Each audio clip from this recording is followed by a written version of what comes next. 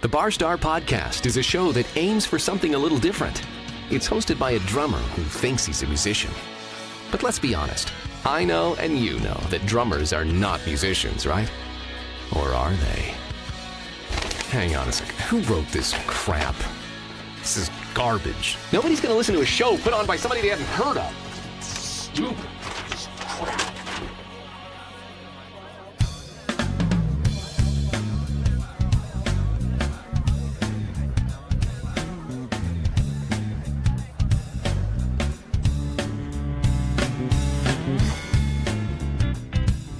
Hello. Welcome to another episode of the Bar Star Podcast.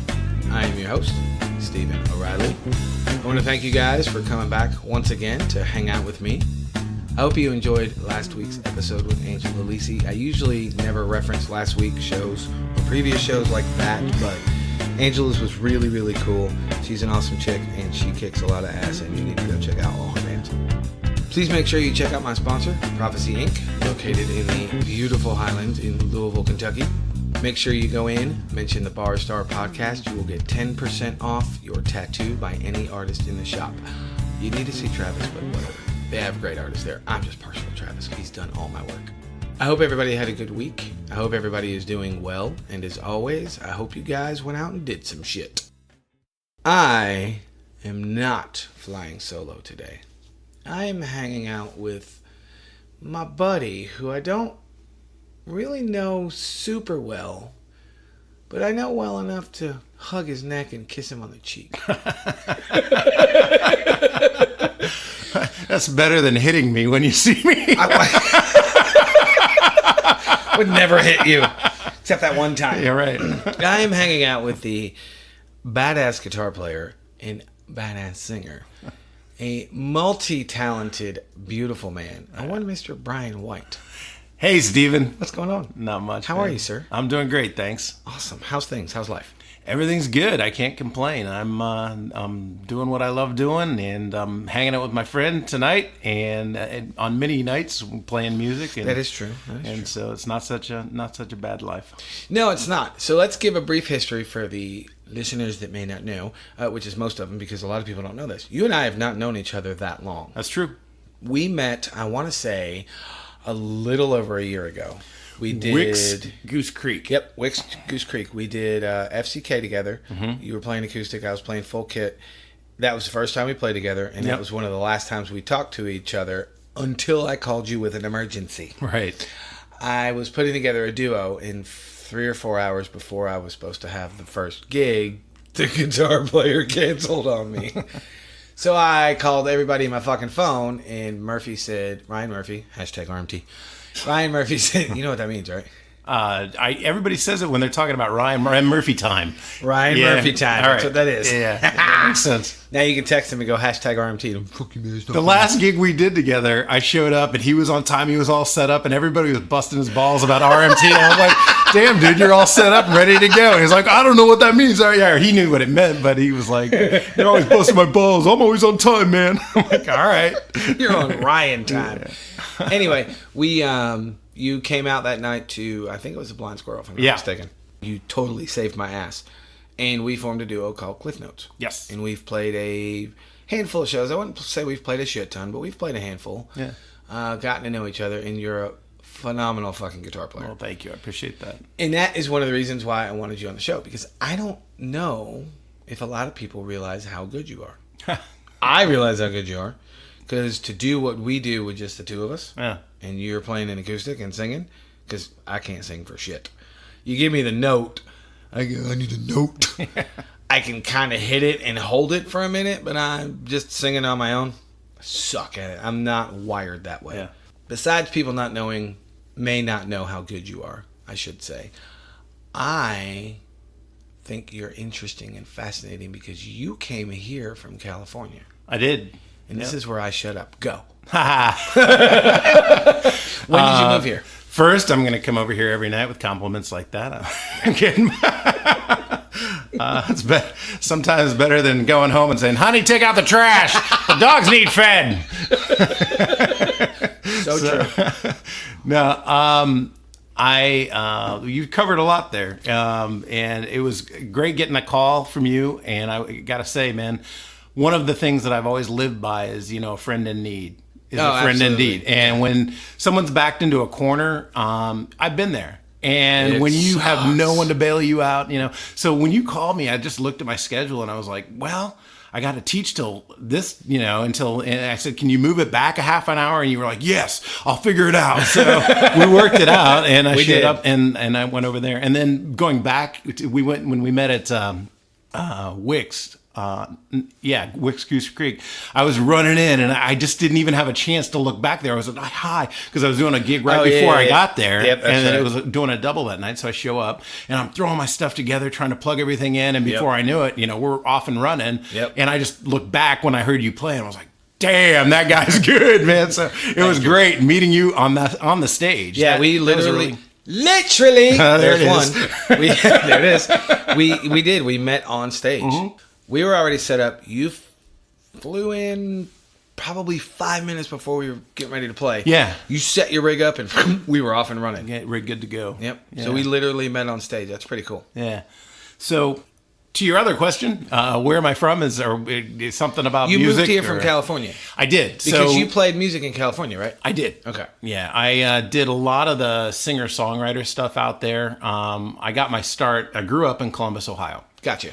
And when I graduated art school, I left that summer and moved to California with $200 in my pocket, 2 suitcases, and 2 guitars. In one suitcase, I had a 100-watt Music Man RD head. That was it. That was took up the whole suitcase, man. Are you telling me you were a statistic and moved to LA with $200 $200 on a Greyhound bus? No lie, man.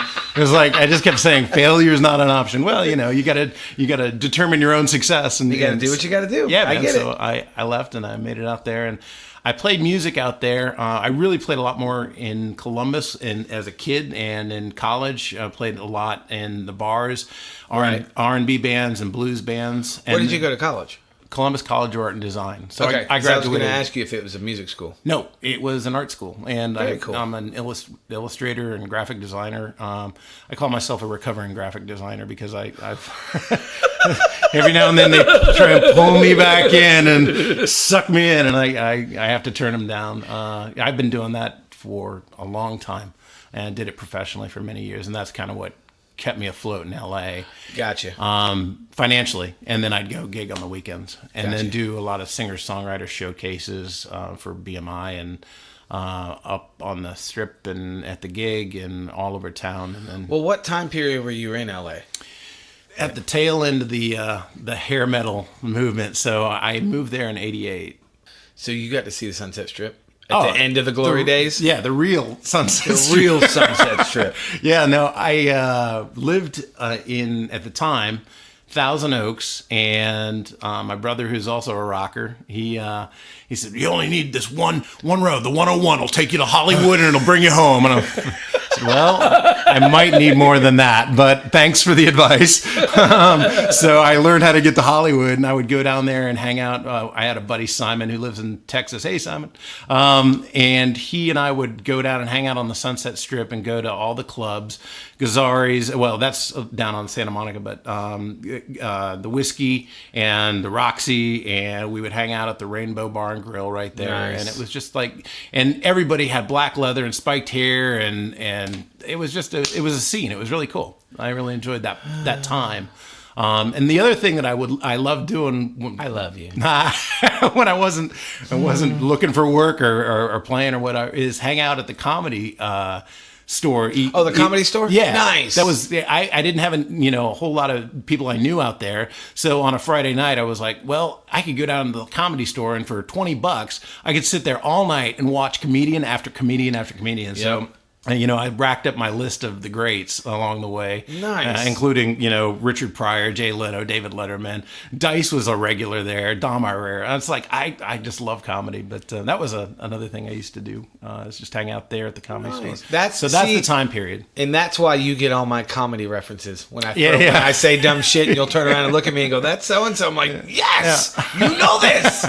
Now I know why. Yeah. Because you hung out at the comedy store. Yeah.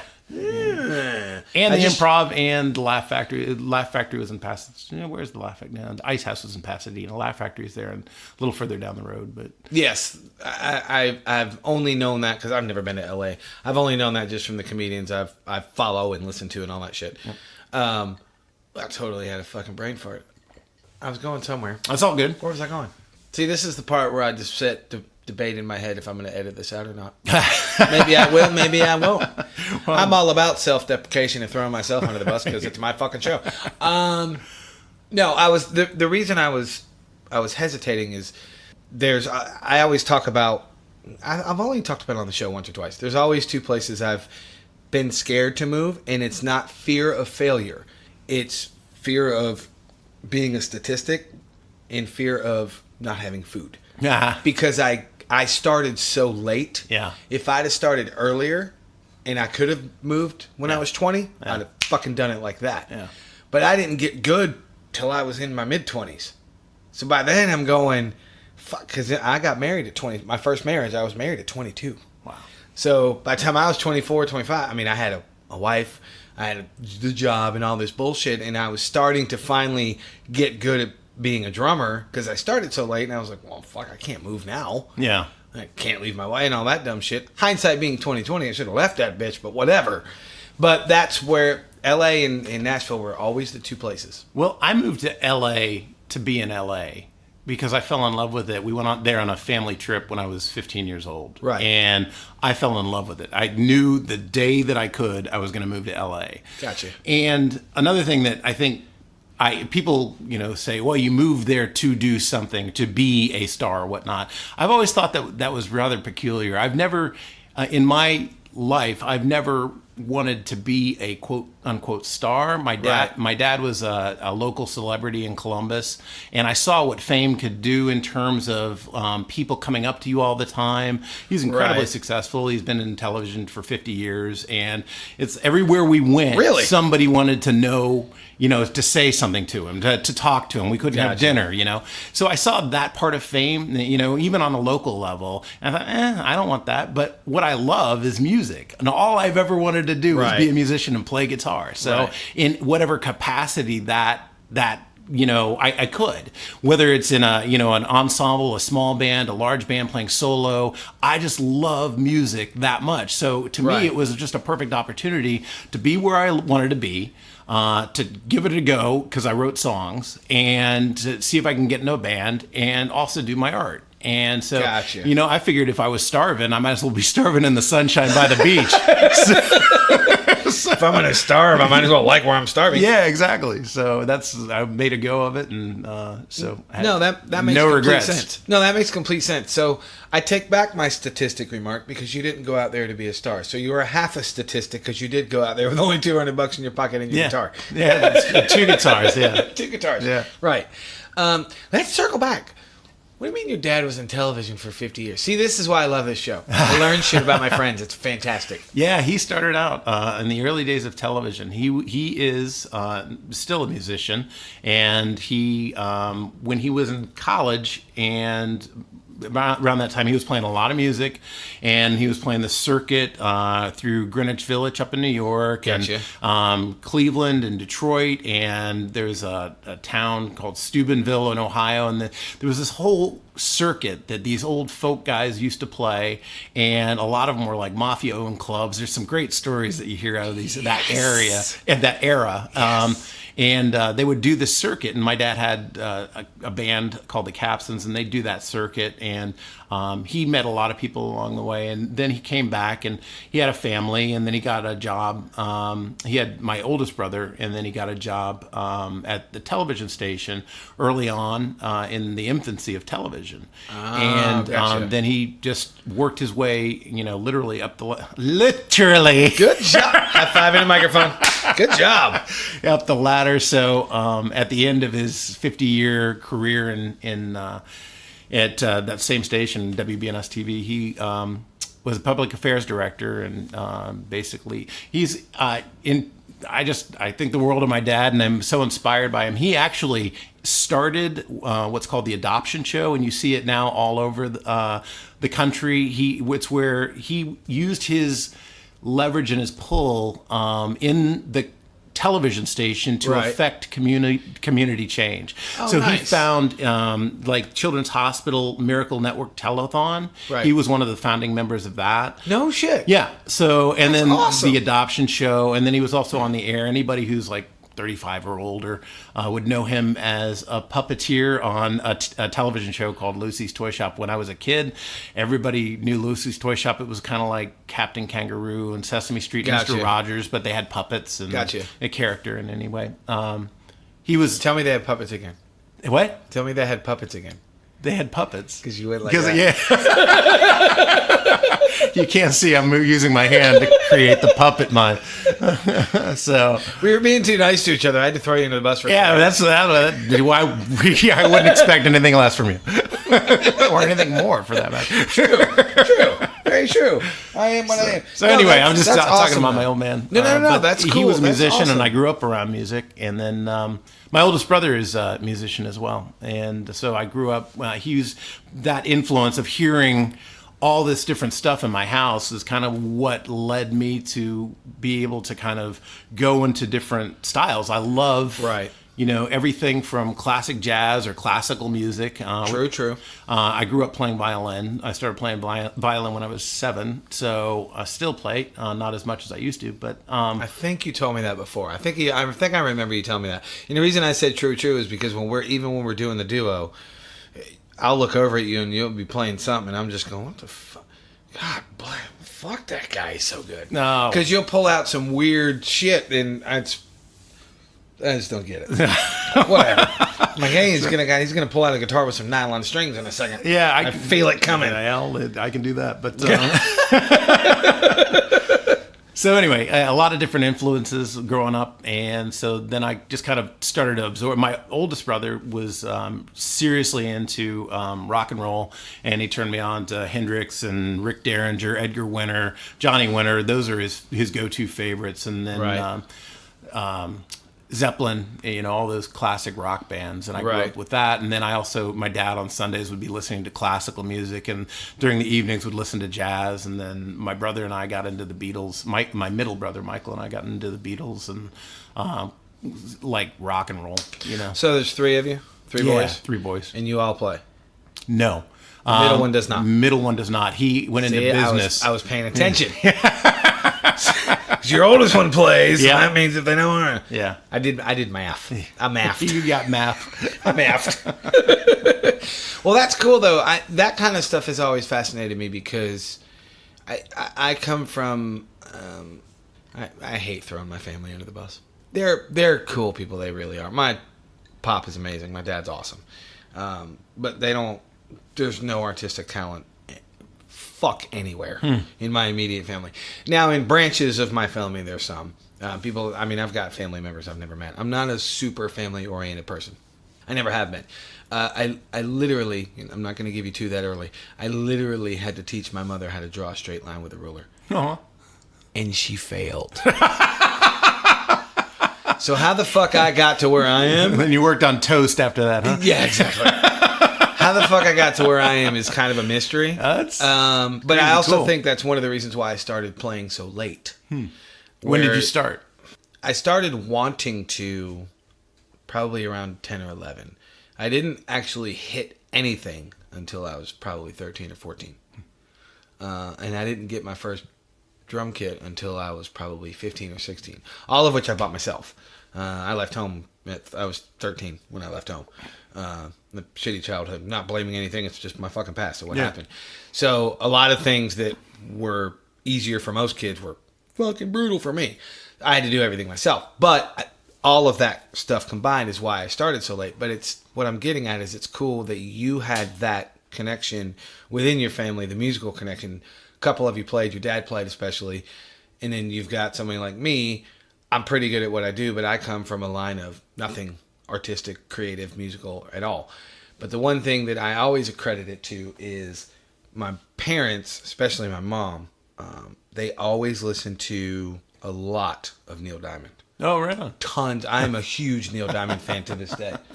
I don't know if you... No, you can't because my thing covered it up. And I don't know if you've heard the episodes where I talk about it. I have 2 Neil Diamond box sets. Oh, really? Mm-hmm. And one of my favorite records, it's sitting over there, but you can't see it because I put the mat over there. One of my favorite records to this day is still Hot Dogs Night. I think it's the greatest live record ever recorded. That fucker can sing. Oh my God, dude. And I don't give a shit. Yes, wear your rhinestones with your hairy chest. That dude's written Whatever, over, man. what, 5,000 songs? He can do what he wants. Wins. He fucking wins.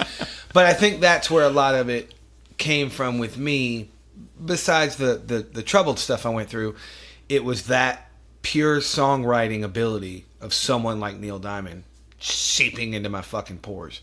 That's my little 2-bit psychology. Yeah. Which is wrong as hell, but it makes me feel good. You can analyze it any way you want, man. Right, but I think it's Figure cool your shit though. out, Yeah, but I think it's cool though that you came from a musical family. That stuff has always kind of fascinated me because I didn't grow up that way. What was that like? In other words, did you ever look at your brother and go, I want to play that? Or how do you play that? Or was it competitive between the two of you? No, not at all. He was 10 years older than me. So when I was 7 years old, I think it was 7, he left. It was maybe, yeah, because I was 7 and he had just turned 18. And he got signed to Atlantic Records. And he was living in New York City. No shit. Yeah, right. And so I had that, 8 years where we were best friends and he was my idol and stuff. Well, growing up, you're just a little kid. You don't know. And right. He's got all the cool gear and that guitar. And he had this killer flying V Ibanez. And nice. Then all these really great amps, a big, huge Fender and Bandmaster. And they took up the whole room. It was really cool. So, yeah. He's got a lot of shit. Yeah, I looked at that and I was like, damn, that's cool. I really dig that. But it was when I picked up the guitar itself, I thought that's cool. I like the sound of that. And my dad actually didn't want me to play. I was playing violin and I was involved in a lot of the youth orchestras and the kid orchestras. And right. As you go through, junior high and then high school, you start to go up the level and then right. they try and work you into the symphony one way or another. We'll get them in there. Exactly. So I had found the guitar in the closet and I started tinkering around on it and I just learned. I taught myself how to play because my dad didn't actually want me to play guitar because he saw my brother, having right. his life at that time. There was a lot of things going on in New York City and all right, that's the third reference to New York City. By the time this post, I'll have been there and back, and I'm so fucking excited. Yeah, I know, man. I knew you're excited about going. It's my favorite place I've ever been. Yeah. Anyway, sorry. All good. Yeah. We can go off on that tangent if you want. Because the first time I was in New York City, I was a kid, and I looked around. And it was just like so much going on. Yeah. So, it was this cacophony of sound, and it was like a jackhammer and a bus and a guy yelling, "Hey, fuck you, move!" Beep, beep, beep. The stuff going on. So your ears are going, "What the fuck is going on around here?" And I'm a little kid, and I'm looking around like, oh, "What did mom, dad?" But my eyes are wide open, and I'm just exploring the city. And I was a little bit nervous because I was so young, but then right. I was older when I went back and after college, and I thought, oh my God, this is the coolest fucking city in the world. Then later, in a later chapter of my life, I used to go there 2 or 3 times a year for conventions and trade shows. Right. And we would stay in the city, and I fell in love with it, man. It's like one of the greatest places in the world. Well, I've never told this story on the show, and it's not really that big of a deal. But I was born in Syracuse, New York. So I'm from New York by birth, but upstate. Doesn't count. And apparently... Sure it does. Fucking New York, all right? There you go. It comes out when I get drunk, which I don't do very often. It comes out. 2 things come out. More truth, because I'm already truthful when I'm sober. Right. I'm fucking brutal when I'm drunk. And my accent, which is... Stacy can't stand it. It drives me nuts. It's like, I'm glad you don't get drunk all the time. I don't think I could deal with you talking that way. Yeah. But apparently my dad took me to New York City when I was a kid. I don't remember it. But in 2007, I did a mini tour with Peter Searcy. I was playing drums with him. And we had a show in Albany, New York on a Thursday. And then Saturday, we had a show in Jersey Shore, somewhere, Jersey Beach. I don't remember where it is. Mm-hmm. But it was right on the water. But so we were off Friday, and he had a friend that lived in New York City, and he said, "Hey, are you cool with spending the day in New York City Friday?" I went, after I wiped the drool off my face, I muttered the word yes. Yeah. So when we got there, I made sure my phone worked. They were going to go to Noel's apartment and chill, and I went, Bye. See ya. I walked the city for like 9 hours by myself. Yeah. It was fucking amazing. And it was in September, so the weather, it was just turning crisp. In the, I think it doesn't matter what Peter's friend's name was, but he had a high rise, or he was on the top of a high rise. His flat was at the very top, and he had rooftop access. We call those penthouses. No, I call that fucking rich. Yeah, that's what I said. I'm tattooed white trash. That shit was fucking rich. Right. Because the stairway to the rooftop, the door was in his apartment. Yeah. I'm looking around going, this motherfucker's got to pay $1 million a month for this place. Yeah. Anyway. And not even blink an eye. Yeah, not even blink an eye. But, so I fell asleep to, the windows were open, so I fell asleep to, quote, the sounds of the city, exactly what you were talking about. The horns, the jackhammer, every now and then you hear a bird, and people.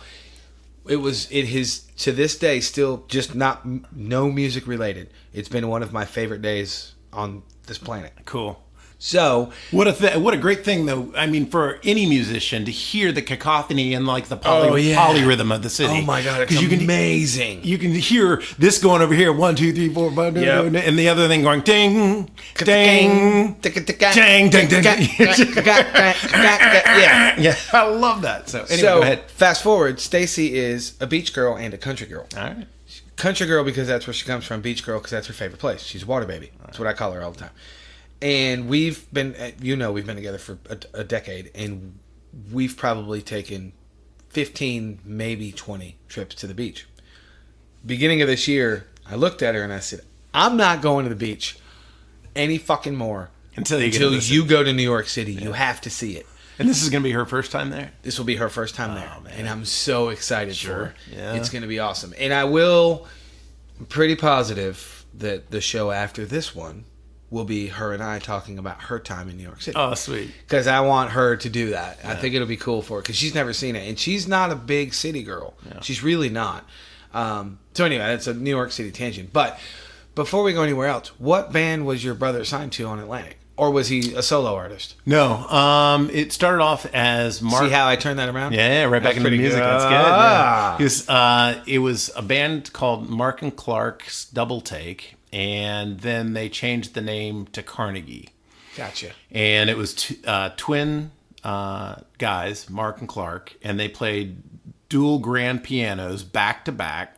No shit. And I remember seeing, like, they did some shows, you should have him on here. They did American Bandstand and some other shows. And there was Jack Storch, the bass player, was over on one piano, and my brother Craig was on top of the other piano. And then they ran across and jumped over Mark and Clark's head and land on the other, each other's pianos, and they're just rocking up. So it was like classical rock. It was super trampy kind of. What time period would that have been? Late 70s, early, let's see, 70, yes, mid 70s, late 70s. That's fucking cool. Yeah, it was. See, I didn't know that. It was a great band, too. I mean, great songs and stuff. And then I remember as a kid, they would come through town on tours and they would play the Agora there in Columbus. And they used to have them all over the country. But it's, the size of, I don't know, headliners in it's the Newport now in Columbus. So 800-900 people, maybe 1,000, something like that. Exactly. Gotcha. Yeah, mid-sized club. And I was just a kid, and we would go see my brother play, and it was this huge rock show. And, nice. And then we'd go upstairs, and I remember it was a great moment for me to see like a rock and roll lifestyle. I was a little kid, and I couldn't wait, and I run up the stairs to go see my brother after the show, and everybody's partying and just having a good time. And I could see my brother in this room, and he had a girl on his lap, and everybody's crowded in the room. And my brother stands up real quick, and the girl falls off his lap, and he turns off the lights. And I'm like, what? Now that was really quick thinking on my brother's part, because he didn't want me to see all the let's say paraphernalia that could have been in the room at the time. Yeah, debauchery. Then he closed the door and he came out and he gave us the tour back stage. Very smart. So yeah, but I was like 7 or 8 when that happened. No, but that's awesome that he was that smart. Yeah, he's very very smart. Very cool. Great rocker. Very, very cool. Yeah. So when was your? It's going to be an interview type question because I can't think of another way to word it. Because I kind of gave you. I was in my mid-20s when I had been playing out before that, but that's when I figured out that I was good. Yeah. When did you kind of figure out you were good and started playing shows and you went, all right, this is what the fuck I'm going to do? This is going to sound strange to some people, and I don't want to go off on any kind of weird tangent, but People that listen to my show, they're fucking used to strange. it was the moment I picked up the guitar.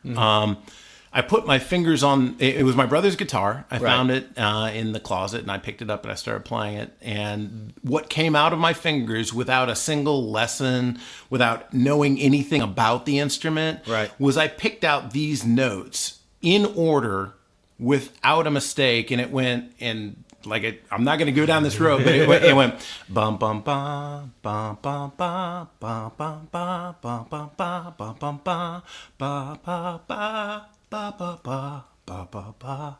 And I was a little kid, and going to church all the time, that came out of my fingers.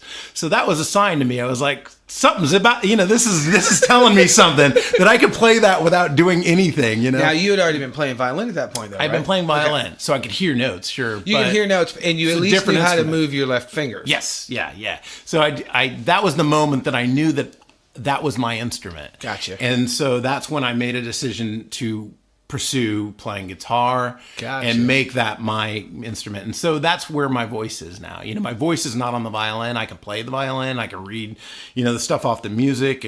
Show people how to play it and stuff, but it's not where my voice is. And I like, to say my voice is in the guitar. So. Gotcha. Yeah.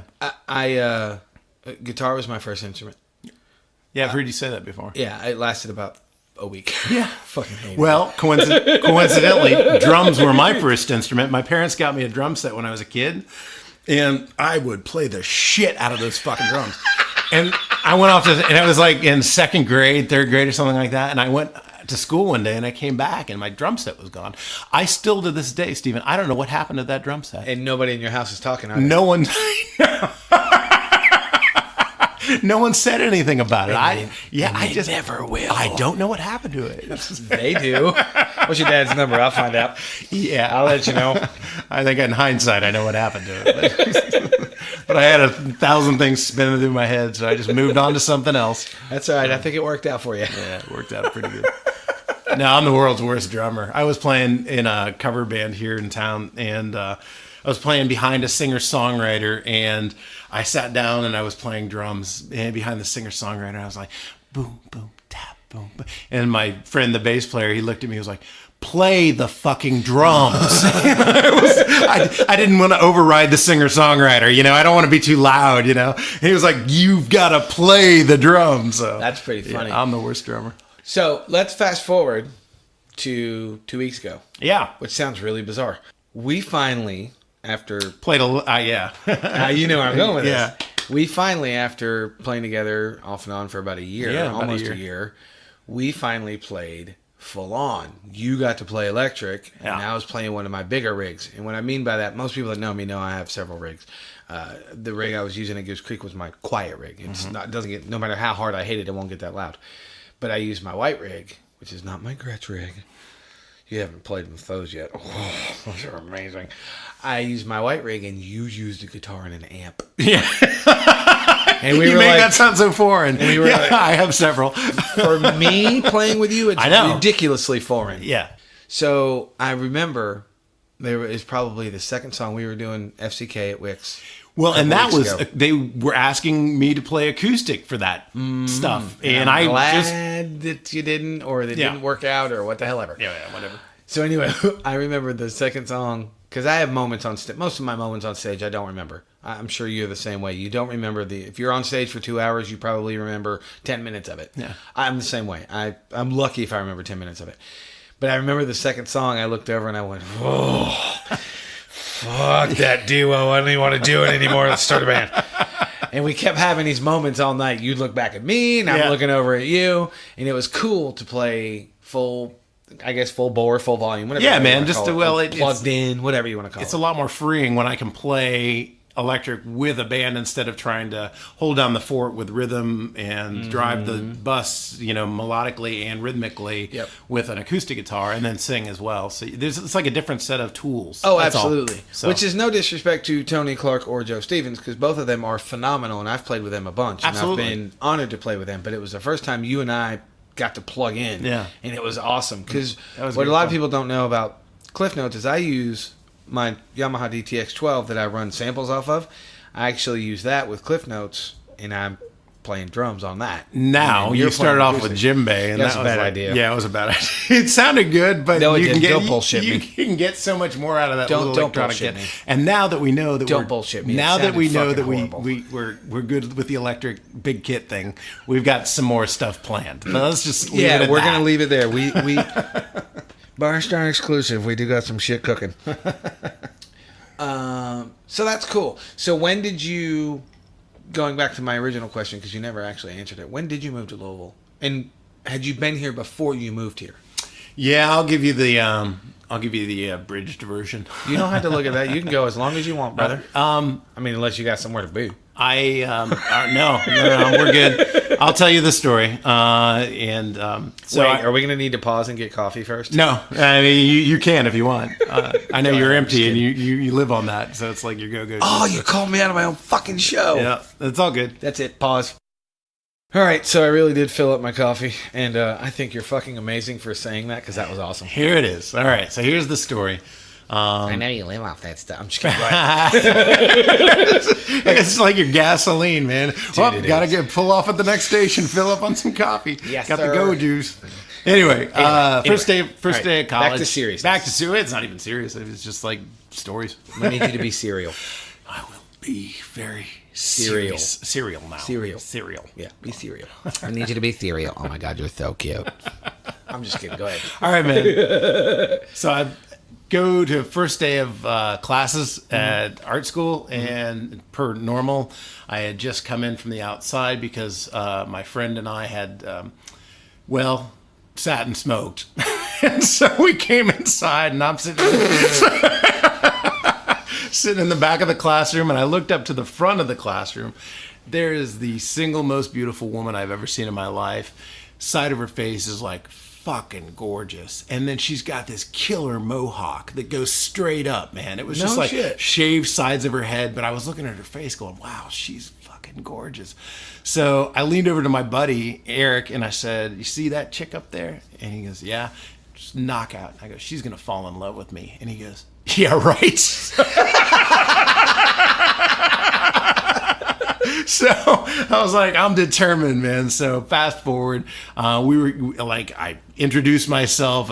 It took me a long time to introduce myself. You had to get up the gumption. I did. You needed coffee. I needed a coffee or something, man. So I finally talked with her, and we started hanging out. And all through college, she was dating somebody. I was dating somebodies. It just was Notice the S, kids. Somebodies. It was a good time of life, Right, so I just didn't want to be tied down. So we just became drinking buddies. And after we graduated, I moved to LA. And she went off to grad school, and she would write me, I swear, every month, letters. And I would get these letters in the mail, and she would write one every month, and maybe every 2 months or something like that. And I would read them, and I'd send her one back, And so this went on, relationship after relationship, move after move, wherever I was at, she would just find me, and we'd stayed in touch. And nice. So she was, we developed this amazing bond or friendship in college and became really best friends in college, but right. She was always with some other dude, and I really wanted to get with her, but so wait, what you're telling me is you were the hot chick's gay friend, but you weren't gay? Yes. See how I did that? You like that, don't you? I prefer the term drinking buddy because I didn't give her any fashion advice at all. But well, there is something to be said for that. Yeah. I am your friend. I have seen what you went. No, I'm just kidding. Yeah. You know why I said that though? No. I've been that guy. Oh yes. Yeah, without the gay part of you're hanging out in the sidelines waiting. Yeah, I'm like, no, honey, that does not look good. Oh my God, I am the gay guy. Yeah. But I have a very good friend of mine who's gay. We've been friends for probably 20 years. He's an amazing human being. Not because he's gay. He's just an amazing human being. Yeah. And he told me that one day. He said, you're the best friend gay guy, but you're not gay. Like, well, shit. Makes sense. I've classified it that way ever since. Makes a perfect anyway, sense. carry on. Yeah. So we stayed in touch and just kept getting closer and closer. Even, relationship after relationship, she would call me and complain about her boyfriend. And I would call her and tell her about my sexual escapades, man. It was terrible. It was like this weird thing that we had, It was, right. But I was had a connection. Yeah, we had a connection, and I was being truthful, and she was being truthful, and we met in the middle. And so fast forward, I had been out in LA for years and years and years, and I came back to Columbus to visit my folks, and she said, well, why don't you come to see me in Louisville? And I did, and then I flew back, and then she was like, why don't you come back? So I did, and I flew back, and so we made this, decision to make make a step towards something more than that long-term, friendship that we had for years. So I was working as a designer, and I was working from home. I started my own business in 2001. So I got a lot of my work from American Honda, and I did a lot of illustrations for them and a lot of artwork. And so I called them up and I said, look, I'm working from home and I'm sending you stuff online. Is there any reason why I couldn't do this in Louisville? And they said, absolutely not. So I moved to Louisville, and I still had an income doing graphic design and illustration. And I started gigging right away and started. I wasn't in town, Louisville, for more than 2 months before we started the TV show. And wait, hold up, pause. Yeah. Pause. Where's Mohawk Girl? That's why I moved to Louisville. No, I know. But did you move in with her, or just you move to be closer to her? No, I moved in with her. Ah, and then what happened? Then we got married 10 years later. Thank you. Jesus Christ. That was brutal, Brian. Yeah, sorry, you got to pull it all out of me. Work with me, brother. Fuck. I get sidetracked. Shiny object. Sorry, got to go. AD, ooh, shiny. Yep. So she is my wife. So, yeah. And what is your wife's name, who I have never met? Mary Beth. Mary Beth, you're welcome that I did not forget about you. She is the most exceptional human being in the world. She's brilliant and gorgeous. To me, she's second because I have a Stacy. Nah. I'm just kidding. I do want to meet her. I do want to hang out. That is weird. We've never hung out. Yep. Well, she's really busy, and I'm not saying that as an excuse, but she's like she's type A, super smart. Yeah, she's super smart, and she teaches at U of L, and she is in private practice, and when she gets home, she reads a ton of books this high and or papers. So she does what now? I know, but I want you to tell them. Oh, she's a therapist. She is an art therapist, and she is actually instrumental in introducing pet therapy into the mental health facility here, Our Lady of Peace, which used to be a different hospital. Mm-hmm. So she introduced pet therapy into Our Lady of Peace. She's instrumental in getting licensure for art therapists in the state of Kentucky. Very cool. She's on the board that licenses art therapists. She teaches art therapy. She's the clinical coordinator of the art therapy department at U of L.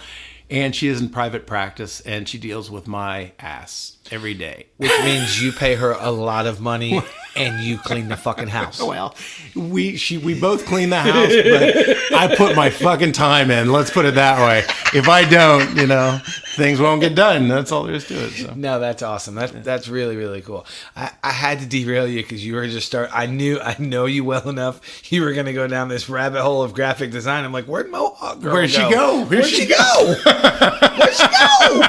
So I came to Louisville and I had a job. And then, no, she's in my life every day. That is a very, very cool story. So you've known each other since I was 17 years old. And I know you're not going to say how old you are now. So that's a lot of years. I am. I always tell kids that I teach, I'm 94, but I look damn good for my age. So. For the people that do follow my show every week, he's older than me. That's all I'm going to say. It's true. No, that's very cool. That's awesome. I knew part of that story, but I didn't know the whole story. Now that's why I was trying to get it out of you. I got you. Yeah. So when did you stop doing the graphic design? Ooh, let me rephrase maybe that. about when did you stop doing it for a job? Yeah, for a main source of income. I want to say about 5 years ago, 2012, 2013, something like that. So you said when you first got here, you started a TV show. Yeah. What was that about? Okay. I was bumping around the house, and my then girlfriend was saying, "Go, get the fuck out of the house. You're driving me crazy. All you do is play guitar and look at your boxes." And so I went down the street, and there was like a guy who invited me to play music with him, and he had a banjo, and I was scared to death. I was like, "Oh fuck, banjo music." Mary Beth, I love you. So she goes, "Go be." I love you a lot. She literally said, "Go be with your people." And so I met my friend, my friend Kyle had invited me to this. Yeah, he invited me to this jam, and Kyle took me over to another fellow's house, Michael, and there I met Paul Moffat and Michael Price, Kyle Ellison, and Glenn Metzger, and we're still friends to this day. And they all play acoustic music, and they were doing singer-songwriter stuff, bluegrassy type things, and I immediately hit it off with all these guys who just incredible human beings. They're brilliant men, and I love talking with them. I love just being around them and playing music with them. Right. Paul is the guy who had Louisville Music News, and he published Louisville Music News. I knew that name sounded familiar. I was trying to go through my head because I'm not from here. You know that. Right. I'm not from here either. Well, I wasn't from here, and I meet the guy who publishes a local newspaper about local music. And I was like, "Well, nice to meet you." And so we hit it off. We started talking, and then he said that he had a friend who was interested in doing a TV show about Louisville music, and particularly Louisville musicians, and wanted to know if I would be involved in doing the talent portion and doing some graphics for it and helping produce it. And I said, "I'd be honored, man. That sounds great." So here's this guy with 35, 40 years of connections to Louisville musicians, another fellow, Paul Carney, who is really well-versed in television and video editing, and he's really a fabulous Renaissance man of all kinds. He's just, Jack of all trades. Yeah, he's just amazing. Yeah, he's got a brilliant mind as well, and he's just great at video editing. Now I know why when I hang out with you I feel dumb. Why? Because you're smart, your wife's smart, you hang out with smart people, and then what the fuck you doing hanging out with me? Show's over, I'm done, I'm out. I love you, and I don't think that way at all, man. I think you're brilliant. I love what you do, and this is look what you're doing. You're doing your own show. Why is that any different from what I did? See what I did there? I totally tricked you into giving me compliments. You got a sympathy. Hook, line, and sinker. Got one in the boat. Douchebag. Double fingers at myself, douchebag. High five into my microphone. Yeah, there you go. So what was the show called? The Player's Spot. And very cool. Yep. So 2 months here in Louisville, and I was starting. Sorry. What year was this? 88. No, not 88. I moved to LA in 88. Yeah, you this were in was LA 2005. It was in 2006. So you moved here in 2006. I moved here at the end of 2005. So December of 2000. So you've only been here a couple of years longer than me. Yep. Oh, okay. Very cool. Yeah. Because I moved here at the beginning of 2007. Yeah. So, yeah. Nice. Yeah, a year. exactly. Actually, if you moved at the end of 2005, yeah, a year and a month or something. Yeah. Wow. So we've been here the same amount of time. About. Look at that shit. Yeah, look at that. Who knew? Fancy that. See? Fancy that. You learn something every day on the Bar Star Podcast. Don't you know? Don't you know? No, you got to get used to your New York, man. You're going up there. You got to get used to that one. Yeah, I'm sorry about that. I mean, I wore my fucking Brooklyn shirt so I could be prepared for it. Yeah, you got your Brooklyn shirt on. I do. I got my Brooklyn shirt. I got my fucking faded jeans. And I don't have my Chucks on, but, I'm in the house. You'll get those when you get up there. I'm so excited. We can't talk about that. All right. The Player's Spot. And it ran on the CW. We did, I want to say 100 episodes. Very cool. And we had usually 2 acts on every show. My count might be off. I'd have to go back and check. But we had a ton of folks and a lot of people in their early stages of their careers, local musicians, which was really cool to kind of go back and look at some of those performances, and some like veterans who have been around forever. Right. And at the end of that show, we would record 2 or 3 songs from them. I would do an intro, a musical intro, usually make it up on the spot. And it was just like this on the fly make up songs as I went along. And Gotcha. Another friend of ours, Daniel Reidner and Steve Reidner, helped out with that. And it was just fun. And we had formed a little acoustic band called Tango, and it was nice. Yeah. So then we interviewed people after the show, and then Paul would edit all that stuff, and I'd do all the graphics and host the thing. Paul would host it, or I would host it, and I would do the musical segment of it, and then we'd cut it up and put it on the air. Very cool. Yeah. I had no idea about that. Yeah. Let me rephrase that. I had no idea it was that involved. I know you had mentioned in passing to me one night, we were hanging and you had said something about a television show you used to be on or something. Or I probably misheard you because God knows I have squirrels in my fucking head. But that's really, really cool that you did all that stuff. That's awesome. I felt really honored to be a part of it. One, it was focusing on local and original music. And to me, it doesn't get better than that. I mean, I work in cover bands and I play in cover bands, and I'm grateful to have, work doing that stuff. But where I find the most interest is in original music. Anybody who's writing and doing something that's either eclectic, different, or cool, I'm just right on board. Well, I'm the same way. I mean, I've been playing drums probably 30 years. And for 20 of those years, I've been playing, quote, out or whatever. But counting the time I started playing till I started playing covers was probably almost 15 years. I didn't even touch a cover unless we rewrote it or whatever. I was always in original bands. I got into the cover thing because the band that brought me up here, Heaven Hill, I got in the cover scene here, that is. When I got that band, when I came up here for that band, they were one of the biggest original bands at the time, 2007, 2006, whatever. So immediately there was a shit ton of eyeballs on me, so I could kind of pick and choose what I wanted to do. But I had only been just gotten into covers about a year before that. I'd never done it. It was just one of those things. I didn't have an opinion either way. Yeah. I'm like you. I love the writing process. I don't write like you do melodically and all that stuff, but I'm really good at arranging and all that shit. And I've got tons of ideas, and half of them suck and half of them are good, but whatever. But I'm into that as well. But when I fell into the cover thing, they're cliches for a reason. They work. The light bulb went off when the first gig I did, one of my drummer buddies called me and he said, "Hey, can you fill in for me?" It was like he called me on a Monday or a Sunday, and he said, "Can you fill in for me this Friday? I broke my hand." I said, "Oh, I hate that you broke your hand, but I can't. I don't know anything about what you do." And he said, "Dude, they're fucking songs. They're covers. I'll send you the list." So he sends me 60 tunes, and I got 5 days to learn them. Yeah, I've been there. And I'm going, "Oh shit, this is gonna suck." Okay, I'll do the best. And at the time, I was going to AIM, so I at least knew how to chart by then. So I just charted out all these tunes. Never touched them on my rig. I just spent 4 or 5 days just charting them. So I go do the gig. Never met these people before. They were super cool. Couldn't even tell you the name of the bar we played. Played for 3 hours. Had a few train wrecks, but nothing I couldn't recover from. Got done, and the dude walked up to me and he handed me 2 $100 bills, and I went, "What's that?" He said, "That's your cut." I said, "Excuse me?" Right.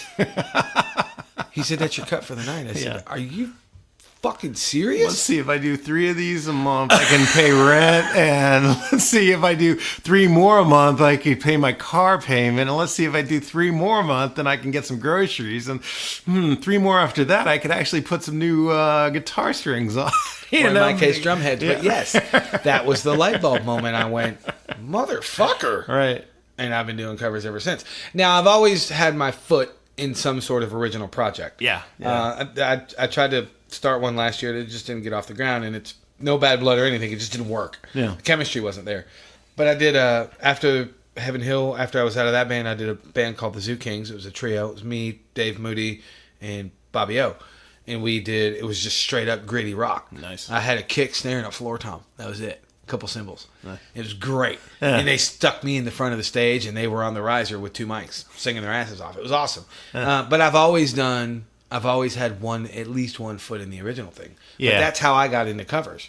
Yeah. It was a fill-in gig, and I had money coming at me, and I went, I could fucking do this. Yeah. I was doing a lot of this. showcases and stuff out in LA, and anytime you do that, you're not getting paid anything. And Right. I'm writing my ass off, and I'm trying to get noticed. And then a friend of mine said, "Well, there's a friend of mine is looking for a guitar player in his restaurant, and would you be interested?" So I called him up, and I said, "Well, how much? And do you pay?" And he said, "Well, I'll give you $150 if you play for the night, and then I'll feed you, and then you can have whatever wine you want to drink." So every Thursday night, I went over there, and I got free food. I got paid $150, and my girlfriend at the time, and I was thinking, well, I don't have that many cover songs that I know. So my girlfriend said, "Just write all the cover songs all the songs that you like down on a list, and all the songs that you can play, and just play those." So I think I wrote 20 or 30 songs, and I started with those that night, right, and played through what I was, I had been doing ever since I was a kid, right, and then that worked. And he wasn't looking for anything anything, balls out or anything. He was looking for background music. So that started, paying a couple bills. And I was like, well, oh yeah, I can doing my original, but I can show up every Thursday and get paid $150 to help feed my original habit. I can do this. So. No, it's cool. And I think that story is more common than people realize. Mm-hmm. And I'm not by any stretch of the imagination dogging on being in a cover band, but I don't think any musician grows up going, I want to play covers. No. It's just something that happens. But there's also a great way to be able to play and make money and feed something else. Yeah. Whether it's feed the bank account, feed your creative outlet, feed an original band, whatever. Stacy will tell you straight up, if I don't physically play, I'm a motherfucker to be around. Yeah. She can't stand it. Most of my friends can't stand me anyway, but they really hate me when I don't play. Oh God, it's brutal. Yeah. But I physically and literally. Have I done one or two?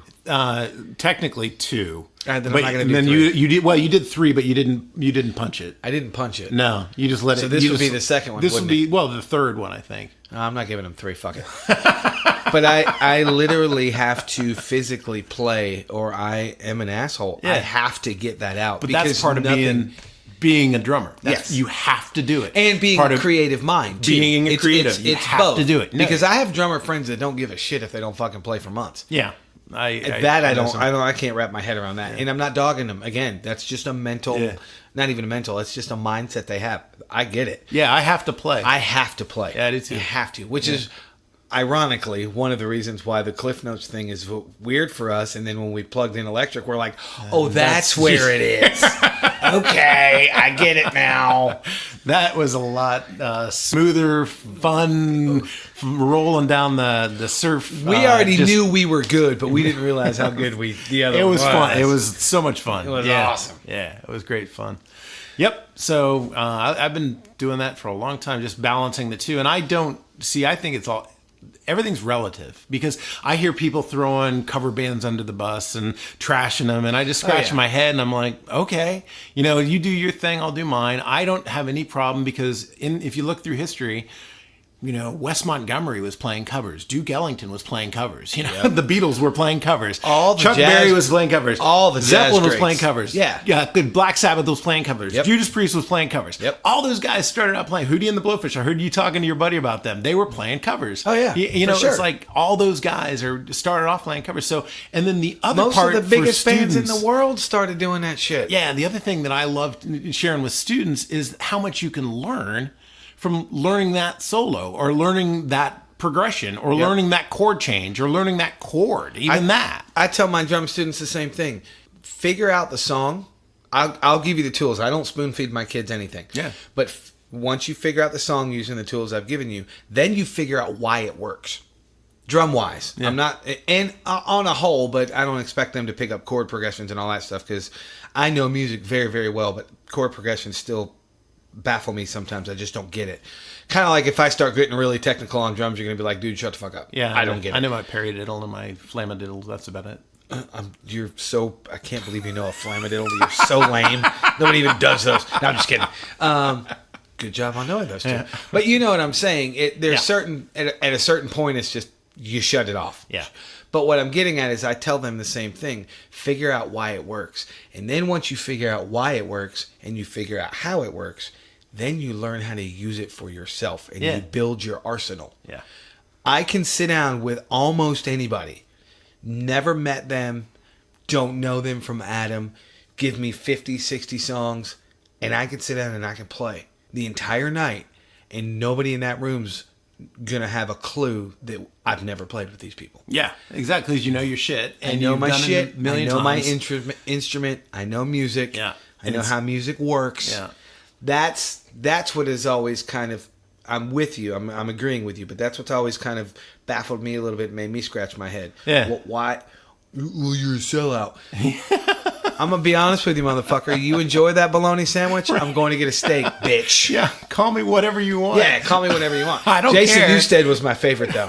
He was my favorite. He was my favorite quote about a sellout ever. What did he say? I don't even remember what year it was. Probably late 90s. He was doing an interview, and they were talking about when Metallica did the video for One and all that. Oh, Metallica sold out. Yeah. And he said, yes, we did sell out. We sold out the arena we played at last night. Right? We sold out the arena we played the night before, and we're going to sell out every fucking arena that we book from here on out. Yeah, turn the page. I win. I was like, he wins. The guy wins. But I think it gets... Well, I think it's... You even said it about I'm not throwing anybody on the bus. We were talking about somebody we know, a mutual acquaintance. And you were just saying that, it's all ego.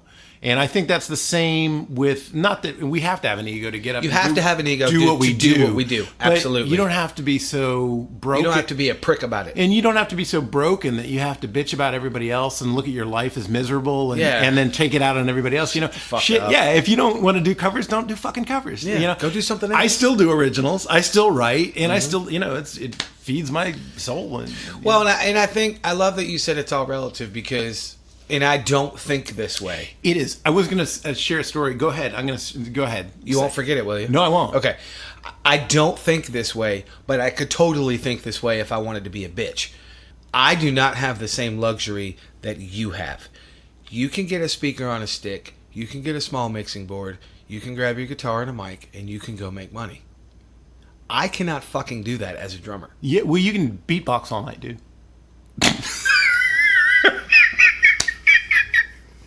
People dig that shit. I fucking hate you. just put some rhyme in between that. Hey, I'm Steven here. That shit sells, man. You see that shit sells. Those shits are brand new. Well played, sir. But you get my point. Yeah. I can't do that. Well, so it's thus the phone call. Thus why we're friends. That's why we're hanging out. Right, but what I'm getting at is people that complain about it. It's like, what are you complaining about? Yeah. You could work 4 or 5 nights a week. Yeah.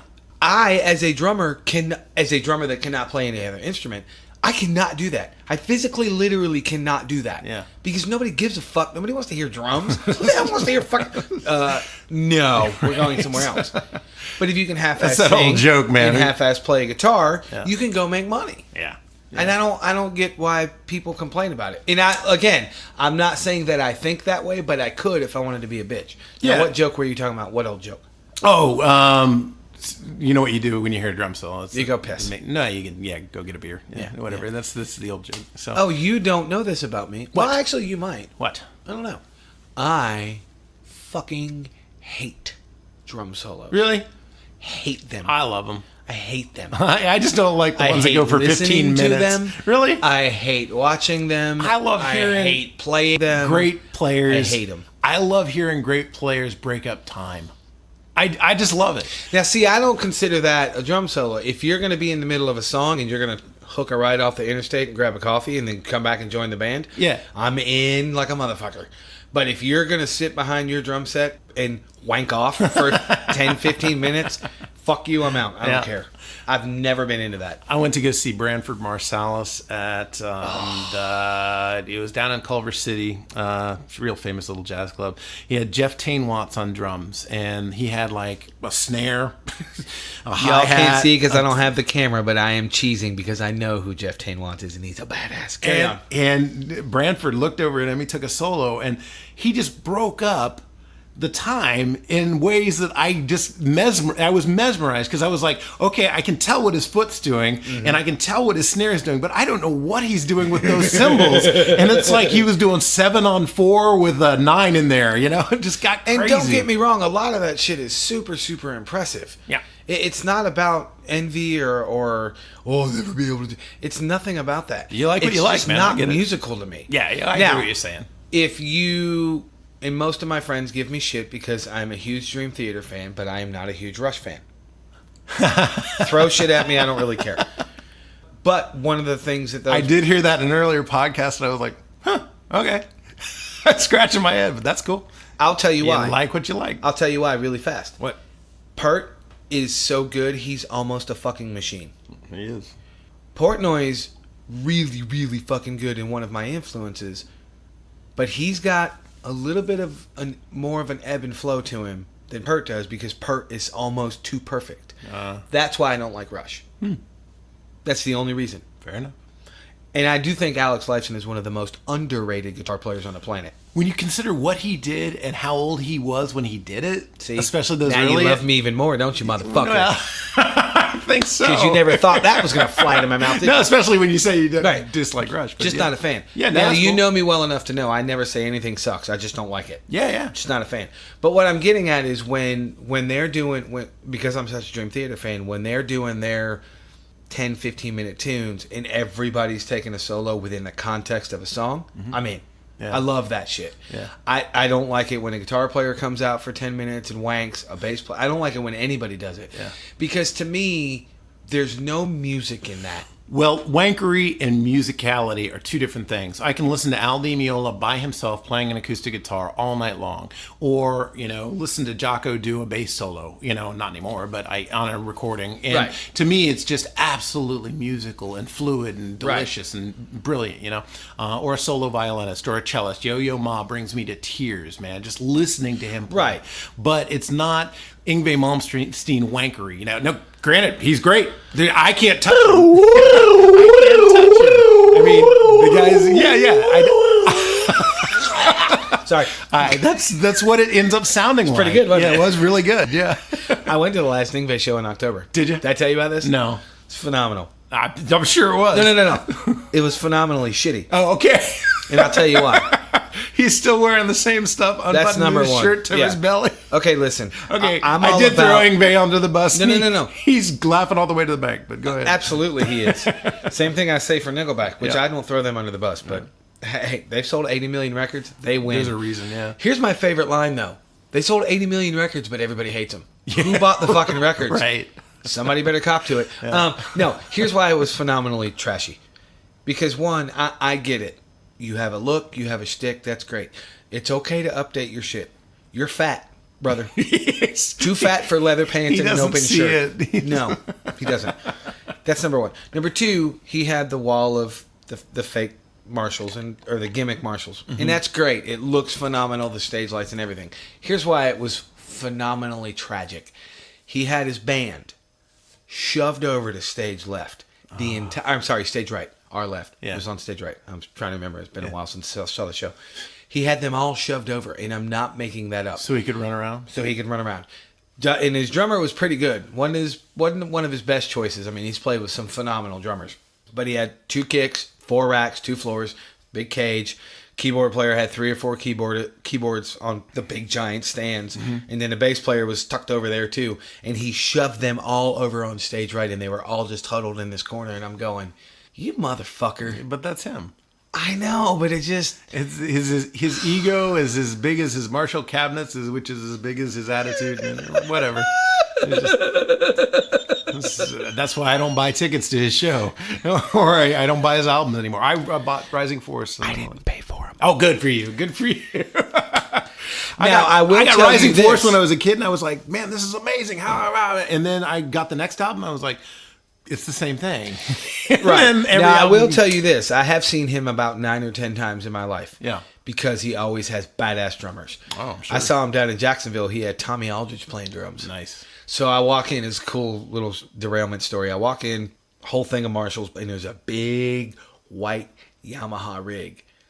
And the hoops were wood. Nobody else would catch that except a drummer. Yeah. And I went, that's Yamaha. They're white. And they have fucking Tommy Aldridge playing drums. Get the fuck out of here. Nice. So we sit down, and here comes little Tommy. His little jean shorts, his little fro, and no shirt, weighs about 80 pounds, sits down behind his drums, and kicking the first song, and I went, oh, that's fucking Tommy Aldridge. Nice. Now, I'm going to be a hypocrite because I forgot. I did watch his drum solo.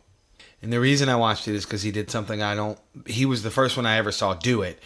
Yngwie walked off and left a note hanging, and he started to do a drum solo, and he stopped. He did like this really long fill, and he stopped, and then he threw his sticks in the crowd, and he finished it with his hands on his drums. Nice. I thought that was cool. Yeah, that is cool. Because it was completely different, and it was only 2 minutes long. Yeah. I mean, he wasn't out there forever. Yeah. Okay, so I did like that one. I enjoyed that one. Anyway. Okay, so before we move on to social media issues, you were going to tell me a relative story. I cut you off because I'm a jackass. No, I just was thinking. Squirrels, ADDs, shinies. Flashy light. What is that? Ice cream? Gotta go. Oh, sorry. Carry on. It's flipping through the channels, man. Can't just make a decision. Can't make a decision. You're trying to watch porn through the fuzz, aren't you? That's right. Was that a booby? I think I saw a booby. I'm just kidding. Go ahead. Yeah, if you've never witnessed sporadic mind-fucking thoughts there, that just went on. Anyway, trip. Relative story was, I was thinking about like Frampton. Huge success, largest selling live album ever. I was thinking about fame and stardom and what people are always looking for. And I've heard it recently, they're looking for that big thing. They're going to go for that, that unattainable carrot at the end of the rope, the proverbial carrot at the end of the stick. And it's never that. That's why I think that finding balance or finding what it is that you want to do with your music and doing that is more important than chasing something that perhaps may never happen, or it could happen.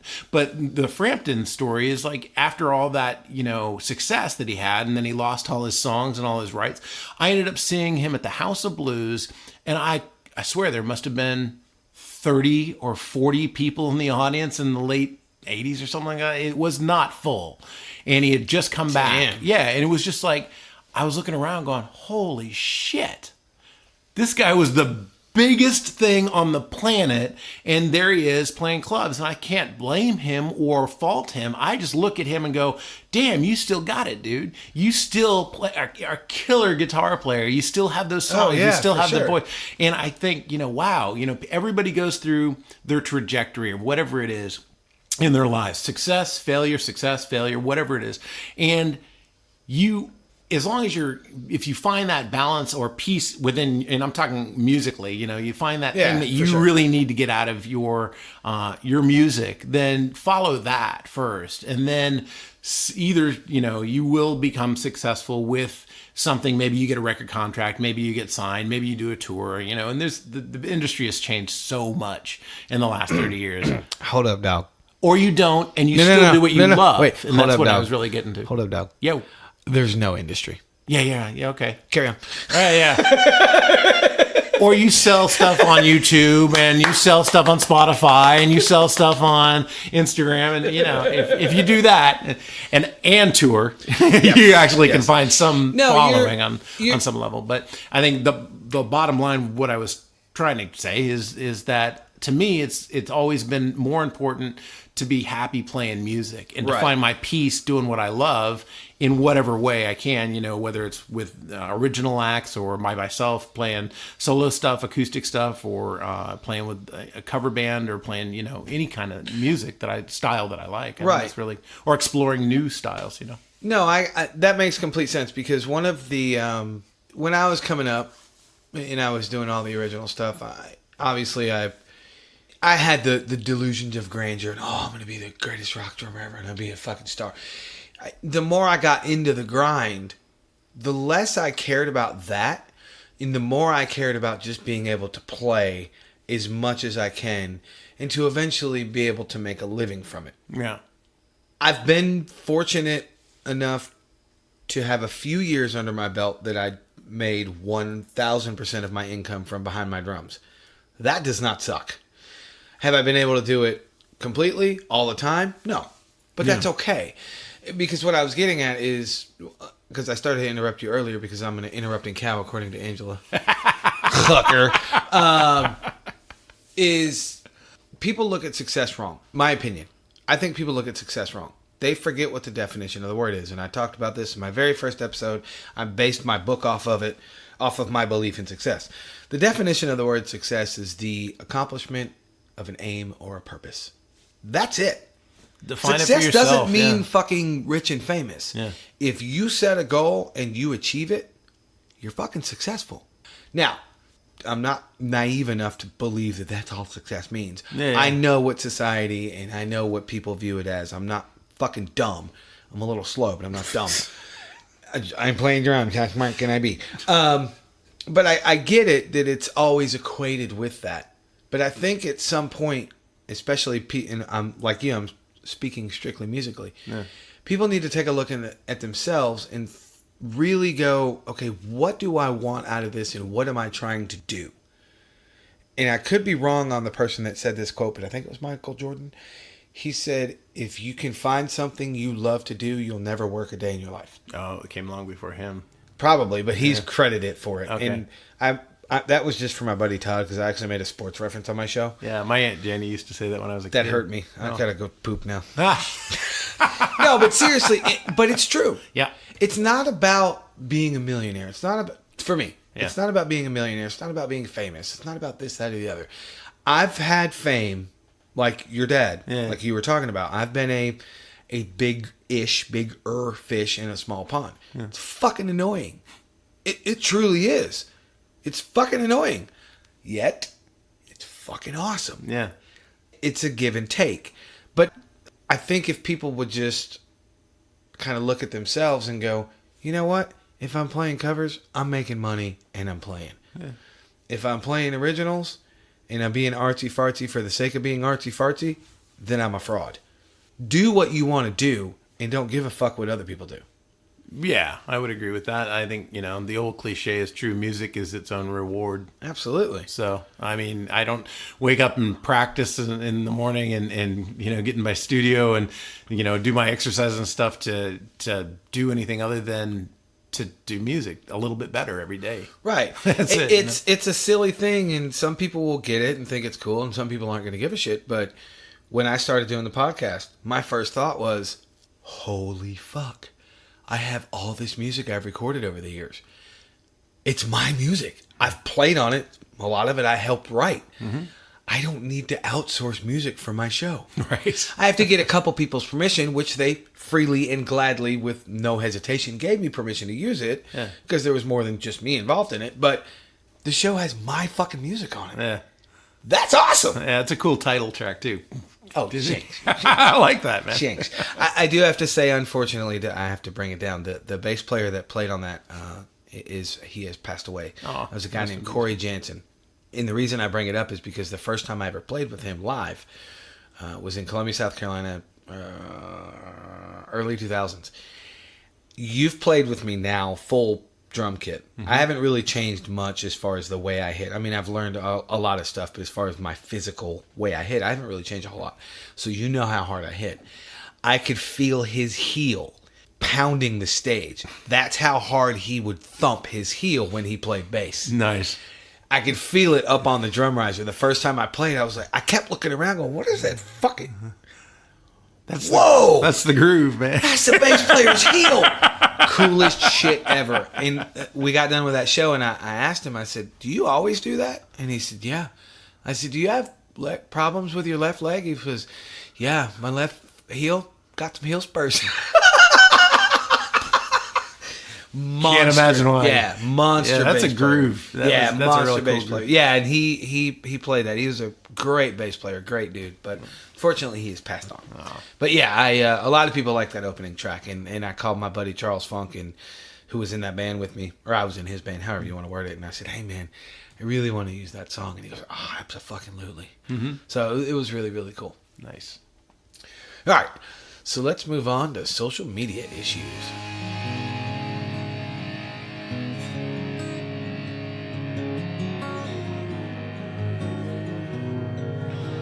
All right, so what do you got for me for social media issues? What do you like about it? What do you not like about it? Or what do you're looking at me? Oh my God, you're so cute. I don't think I've ever done two on a show. That's pretty good. Yeah.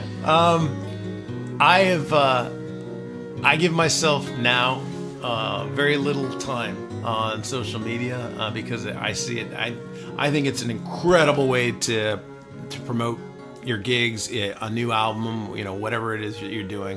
The Bar Star Podcast. The Bar Star Podcast. It's a great way to get information. It's a great way to actually catch up vicariously with old friends and find out what their families and their new kids are doing. I love that, man. I just think it's great seeing, posts of their photographs but I hear the big butt coming. Yeah. You slid it in there. You're like, butt. I hear a big butt. I can't spend too much time on it because I realize that I'm spending time reading other people's views that I don't agree with, and it's a waste of my time because There's nothing that I'm going to say or do that's going to change their views. Nope.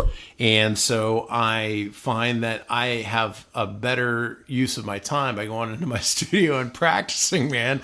And that's just, I literally look at and I said it. I said, literally. You did. I look at the clock and I mark when I get on to check whatever it is, the media, and then I look at the clock and I make sure I don't take more than 10 minutes, maybe 15, and then I'm off, and then I move on, because to me, I'm did you lose something?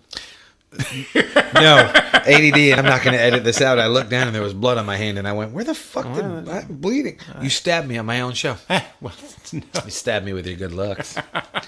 So that's it, man. I think it's an incredibly powerful tool, but I see it as a tool, and I think everything is used for either useful time or just waste of time. You've heard me say whether it's TV or whether it's cable or anything, that stuff. You've heard me say it at least however many times you've heard this show. Technology is the greatest, worst thing ever invented. Yeah, that's accurate. I don't know if I came up with that or if I heard somebody say it.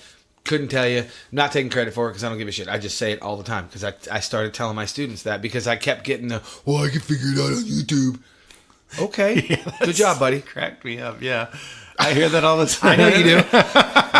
There's a guy on YouTube that can do it. Yeah, why are you here? Yeah, why are you here? Get the fuck out of here. I got other shit to do.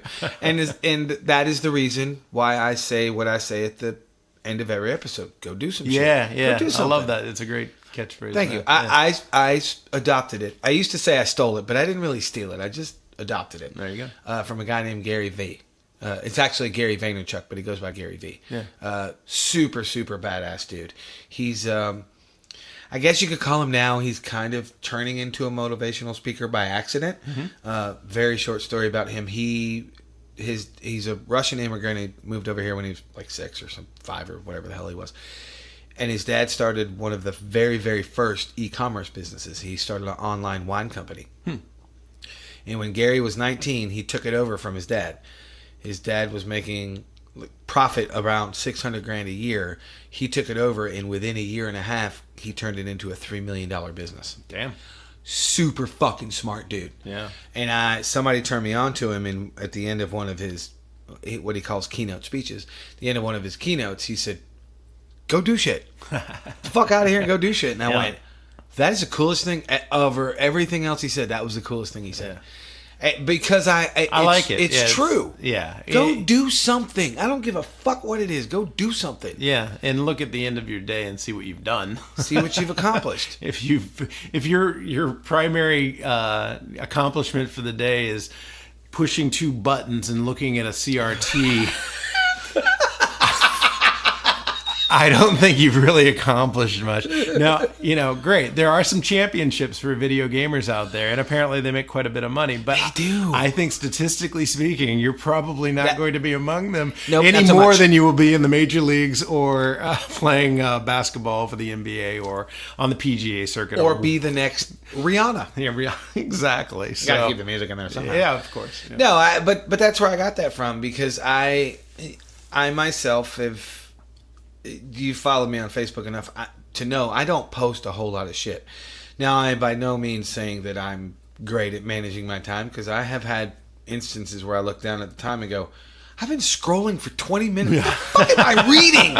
What am I looking at? Yeah.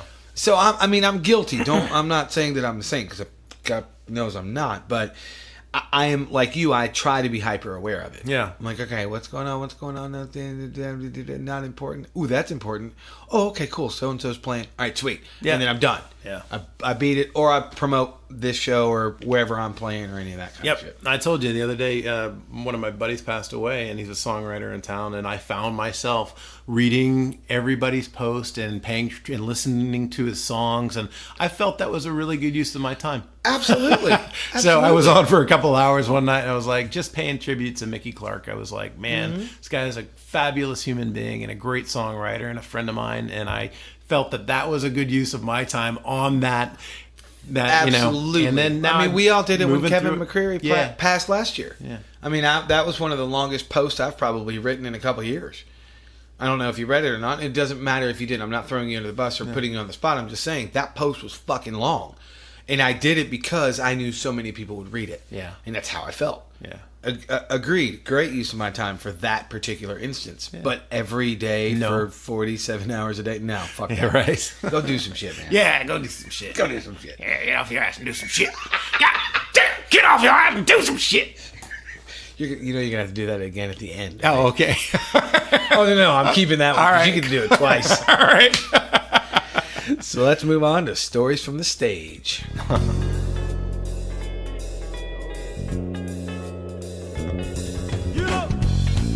All right, so what do you got for me? Stories from the stage. It can be good, bad, ugly, indifferent. I'll leave it up to you. Let's see. There's tons of stories. It's like there's nothing that you just go, Are you turning red? Yeah, a little bit. I was when you had that segment of that there's one story that keeps coming to mind where I was, and I'm just gonna make this as generic as possible.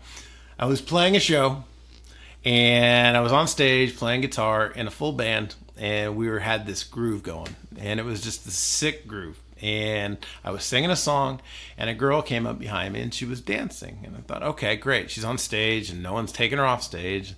She takes off her top, and I'm playing, and I'm singing the song, and then she starts grinding against me from the back, naked, at least from the top up.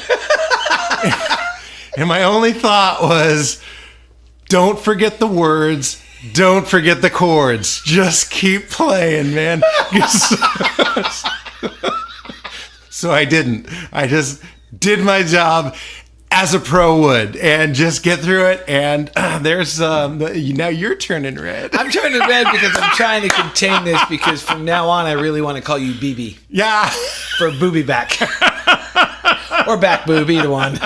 Let's just leave that there. This was years ago. What's up, BB? Land far, far away in a different time. So you wanted a story from the stage. That's one. Yeah. So maybe we should just leave it there. Yeah. All right. Then if you want to leave it there, I will give you one because I haven't given one in a while. I don't even remember what city I was in. I was on a short run, probably 4 or 5 shows. And it has to do with what just happened to you. I've been fortunate because I'm a drummer. I don't get people that come back there.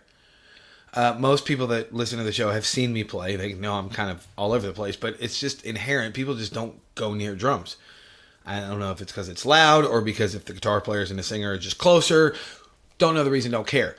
But over the years, I've been pretty fortunate. I don't have people come back there fucking with me. Yeah. So we were on this short run, and we're doing a thing, and it's just a modern rock band. So there was some alcohol and all that shit flowing. Not for me, because I never drink when I play. Yeah. Everybody knows that about me. Yeah. So it was later in the night, and I'm playing, and I just happened to look over to my left, and kind of. I guess there was a little walkway-ish. Even though we came on stage right, there was a little walkway on stage left. And I look over, and there's this chick in a thong. And that's it. And I'm playing. I'm like, well, at least she's cute. And I didn't think anything else about it. I just kept going. It's amazing to me that girls can get naked in a bar or a club. Nothing ever happened. No. It's, hey, look at just guy gets naked in a club, you're going to jail, man. There's a buddy of mine said, "Hey, you got to remember this. If some guy comes up to you with a gun," he goes, "This is how you get out of it. Just pull your pants down and start walking towards him." He said, "He'll run faster than shit." Say, "Come here." That is so true. So anyway, go ahead. So anyway. So we go into the next song, and I have very good peripheral vision. People, it's just a fact. She's getting closer. I'll keep playing, and so I'm like, oh, no, she's not. There's no way in hell.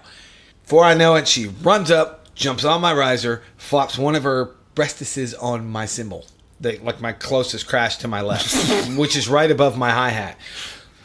So, packed room. I presume you need it. Well, I mean, I didn't at that point because I would have chopped her titty off. There's no other way to say that. If I didn't hit that Just fucking crash, with you, dude. gone. Yeah, right. No titty. Yeah. She would be the one tit wonder.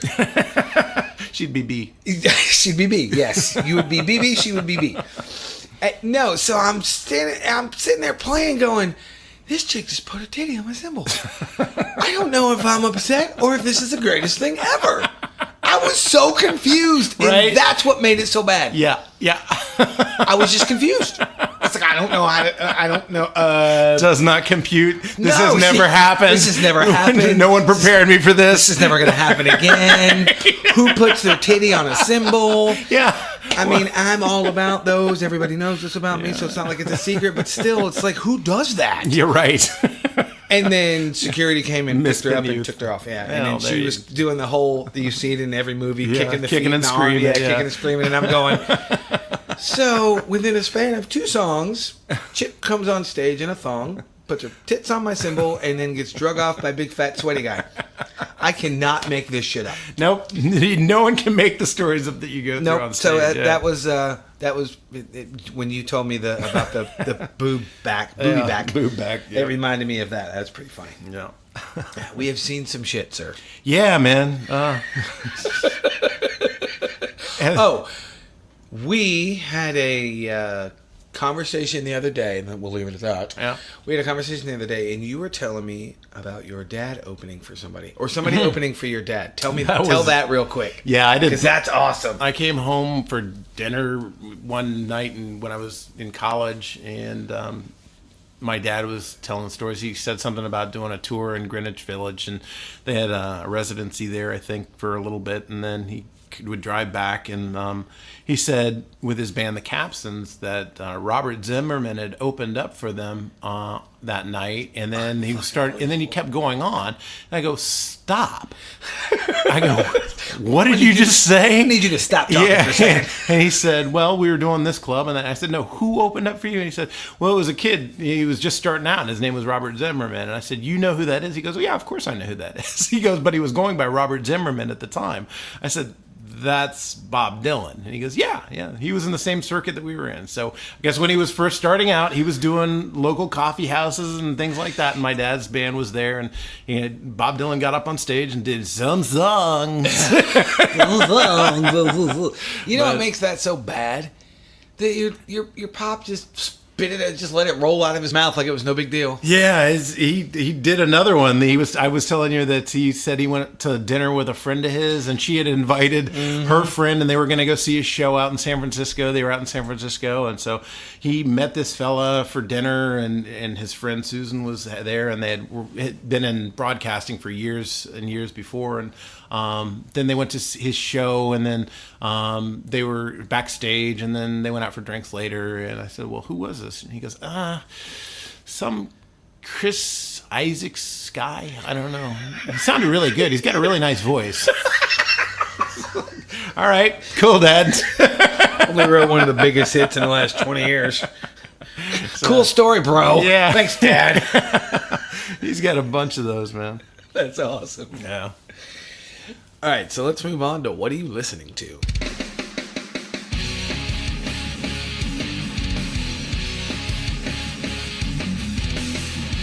All right, so what are you jamming on? What's got your little earballs all happy and shit?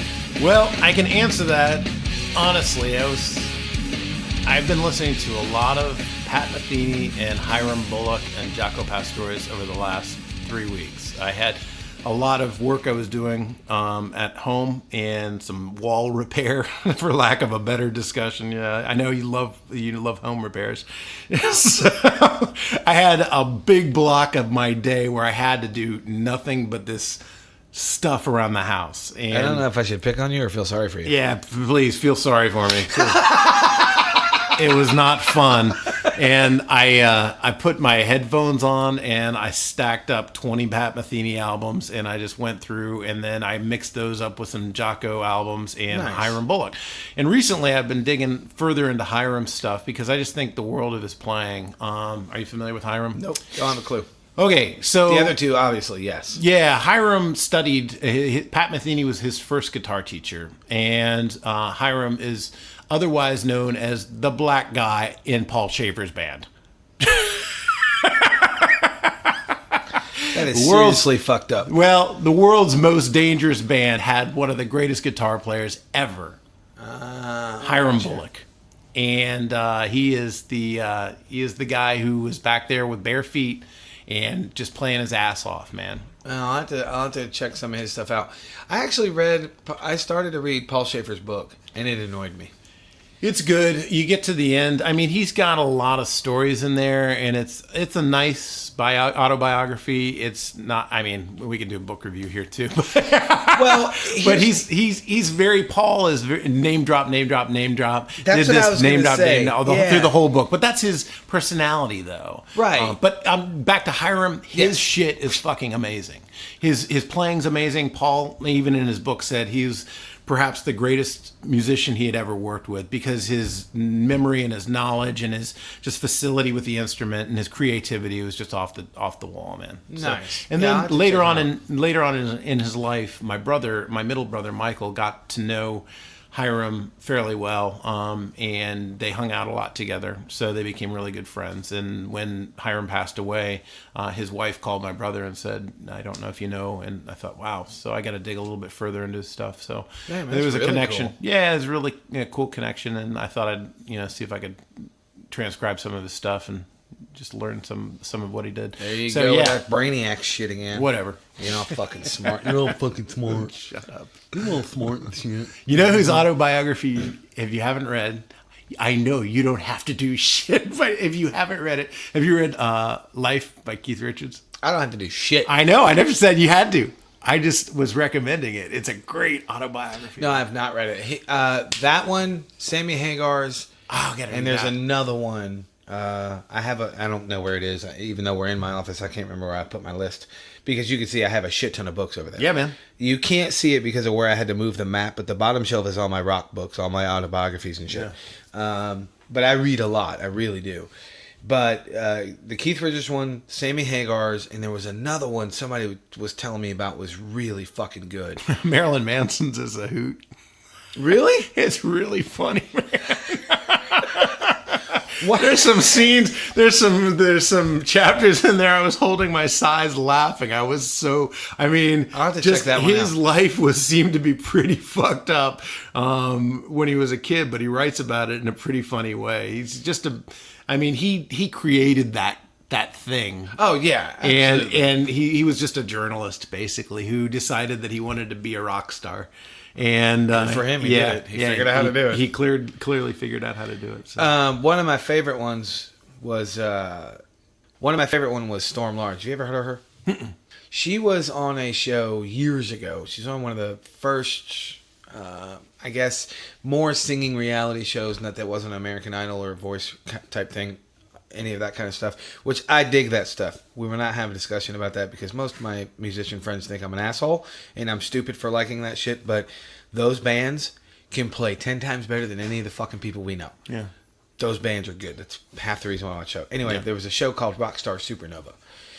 It was on in like 2005, 2006, and it was that band that Tommy Lee had with Jason Newsted and Gilby Clarke, and they were looking for a singer. Yeah. She was on that show. She wrote her memoir. It's a shorter one, and she's done some amazing music. She's a phenomenal singer, but she has bipolar and schizophrenia. Oh wow! And she writes about it and how she dealt with it and coming up with it and watching her mom deteriorate from it. But the reason it's so cool is because her sense of humor and her wit. I was doing kind of like what you were talking about the Marilyn Manson thing. I was laughing my ass off at the shit she was writing. Wow! And how she dealt with it and how she got to where she is and all that shit. Honest with herself about it. And then shared it with everybody. Yeah, that's absolutely. Really cool. Yeah, I like stuff like that. Yeah, that one was really good. The one that surprised the shit out of me was Paul Stanley's book, A Life Exposed. Right on. And the one that really threw me for a loop that I have told a million people to read was Dee Snider's book, Pass Me the Mic. That book is fucking amazing. I didn't realize how smart that guy is. A lot of people don't give him enough credit. He's super fucking smart. Yeah. Really, really smart guy. He's so outlandish and he's so far out there. Yeah. In kind of the way he acts and the whole Twisted Sister thing and all that shit. But he's a smart motherfucker. I couldn't put that book down. I'll check it out. Yeah, I like him. Some good books. Yeah. And the other guy Oh, Gene Simmons, brilliant. He's a brilliant man. Oh, yeah. You know? It's like everybody thinks, not everybody. A lot of people dog on him. Yeah, exactly. And I'm thinking, he's a genius. He's a mogul. He's an entrepreneur, Him and Say what Mark you will. Cuban say the same thing all the time. You can fail as many times as you want.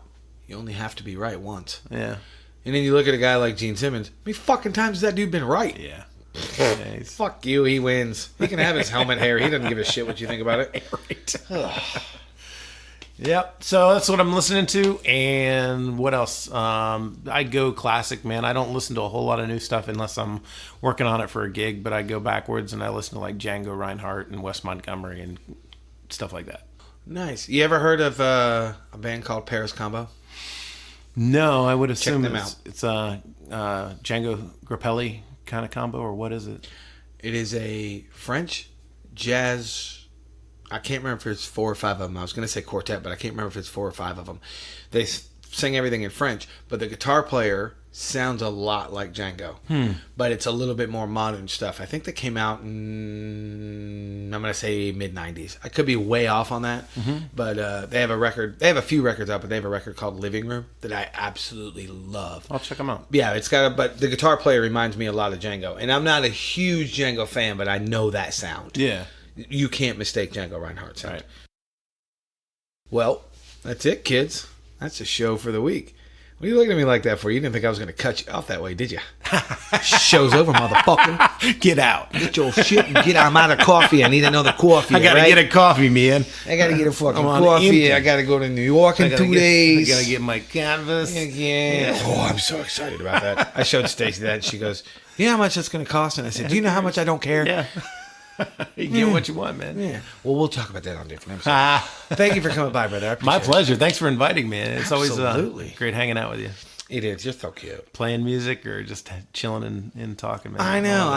You and we've had some cool conversations, and it's like I said before. I say it every episode, but I'm saying it to you because you're sitting here. It's cool that I get to know people even more because of this pretty microphone in between us. Yeah, it's kind of cool. I think it's. I don't want to say it's a barrier breaker, but there's just something about it. People just tend to open up more. Sure. And I don't mean, because you've listened to enough of my shows, I'm not digging for dirt. I don't give a fuck about that. None of that matters. But it's just the cool stories, the stuff that you've done. Like I've been thinking about it since I said at the beginning. I didn't know that you played violin. Yeah. And I didn't know that you had 2 brothers. One was in a band, a signed band. I had no idea. Yep. I knew some of it about your dad because you told me that story about the Zimmerman. That was funny as shit. Yeah. I almost spit my whatever the hell I was eating the other day when we were having that conversation. That's pretty funny. But thank you for coming by, dude. I appreciate it. Thank you, Steven, man. It is awesome being your friend. Yeah, it's likewise, awesome man. to have got to know you. Yeah, looking forward to the next chapter too. Yeah, we got it. We got a next chapter, don't we? That's gonna be fun. Yeah, and we're not gonna tell you what it is. Yeah. So, thank you. We are out of here. We're out of time. And as I say at the end of every episode, go do some shit. Go do some shit. Get out and do some shit. Go do some shit. Get on up, and go out and do some shit. Go do some shit. Go do some shit. I need you to calm down. I'm good. Did you get it all out? Are you good? Sure.